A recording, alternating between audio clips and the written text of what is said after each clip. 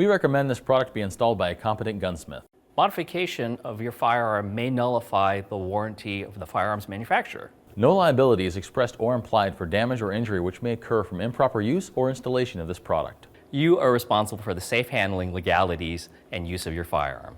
Warning: always wear safety glasses when working on firearms.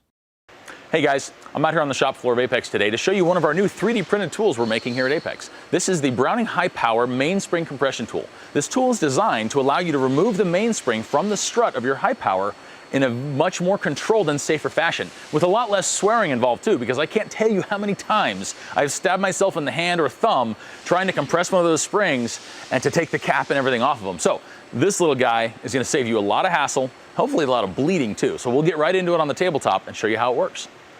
To take the mainspring off of the strut for an SA-35 or a high power series pistol, this tool is going to be a lifesaver. So it comes pre-assembled with everything all together and a hex wrench to go with it. So all you got to do is take the screw all the way out and the slider itself. So what you need to do ultimately is the mainspring, the strut, excuse me, has to be set into the fixture like so. So the reason I'm showing you this like this is I want to give you the orientation it goes in. The hammer can be on or off, it doesn't matter, but you're going to basically install the strut into this orientation into the tool. So you use the slot on the side, drop the spring in, pull it down, and now your hammer is out of here, out of the way. We'll take our slider, and we have to put that on before we put this in the fixture, but I wanted to give you the orientation. So pull this guy back out. And now here's what we're going to do. Since it goes in this orientation in the fixture, the slider goes in like this. So we're going to face the hammer nose toward the fork on here. Here's the thing. This little cap here on the end goes down about 2 coils. So I have to take the fork and I have to enter the coils of the spring below that cap, but as close to that cap as possible. So what I'm going to do in this case, I'm going to have to bring it down about like kind of a funky orientation. Let's see, trying to get it where you guys can see it and I can also see what I'm doing here. There we go. I'm going to press that guy in best I can. Now, in this case, my spring fork is popping out on me. That's not the end of the world. I can push it back through, and I can also put my screw in there and kind of wedge it back into position. Or you can leave the screw in, makes it easier to press. So this is how we need to orient the spring fork into the mainspring. And yes, it's going to sit a little bit crooked. You'll notice that the fork itself is flat, but the coils on the spring go one direction. Now, something to be aware of, not every gun company winds their springs in the same direction as the spring that's on this mainspring. Some wind left, some wind right. It doesn't really matter. That's why the fork is horizontal or straight, so it can work on either direction of spring. So with it started like this, I'm going to go ahead and take it. I'm going to set the slider body. I'm going to set everything into position into the body, push it all the way down until it stops. Now I'll take my hex wrench. I'm going to start screwing it down. There's a threaded insert in the bottom that's already present. All you got to do is tighten the screw all the way down. And as I go, I'm going to hold my fingers on the end of the strut because the strut will start to move up and down once the spring tension is removed. As I do this, I'm just going to press up on the strut, just a little force to keep it there.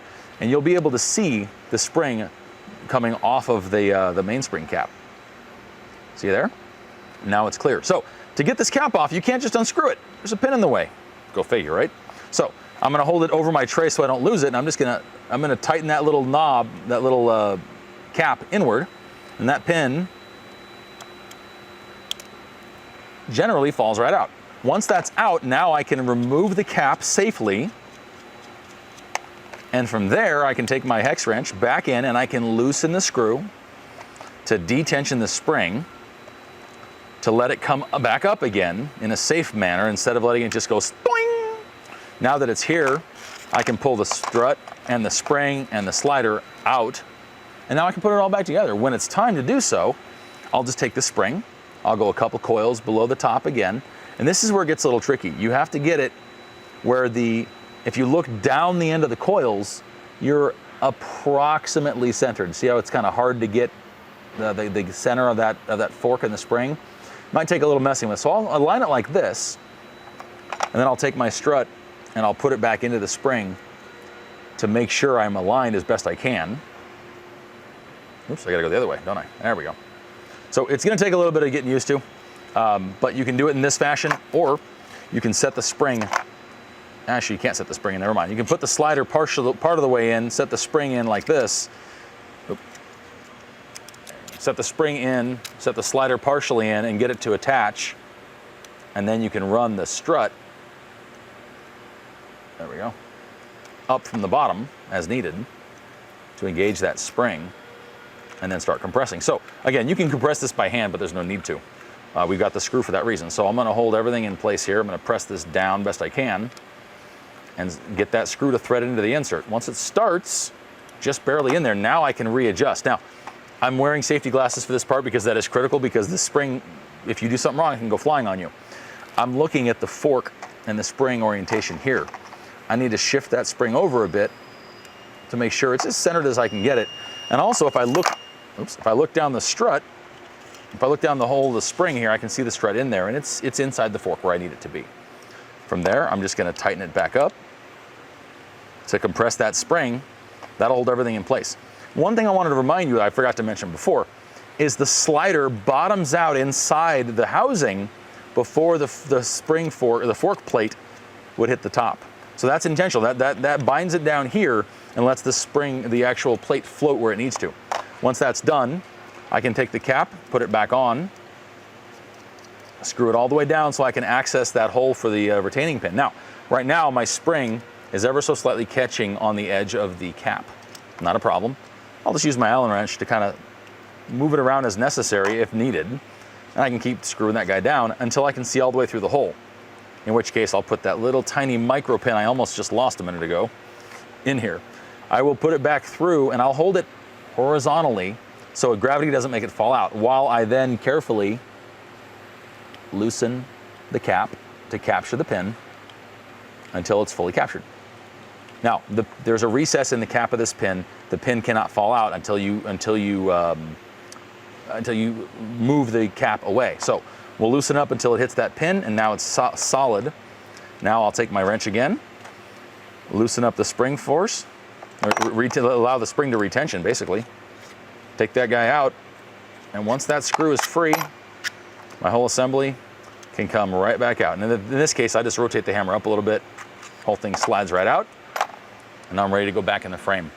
I didn't have to swear once using this. That's the key. I didn't stab myself using it. That's even better. So that's what the tool does. It's designed to compress the spring so you can get the cap off and the pin, and then put it all back together in a safe manner. We did, as a joke, drop tested this from 6 feet onto concrete. It held up great. Not this one, obviously, but the one we did drop, we dropped it 6 times, no issues. It held up, and I'm still using it in R&D just for fun.